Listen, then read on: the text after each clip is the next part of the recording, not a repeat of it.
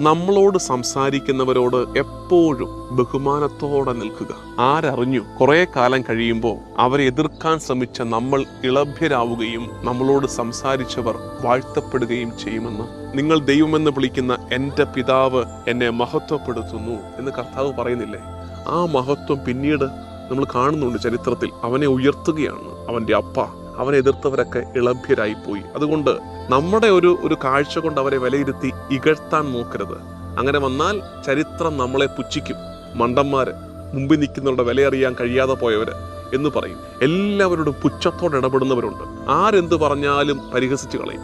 നിനക്കിത് വല്ലതും അറിയാവും, നിനക്കിത് വല്ലതും അറിയാവും. അരുത്. അങ്ങനെ ഈശോയെ പുച്ഛിച്ചവന്മാരാ. ഈശോ എവിടെ നിൽക്കുന്നു?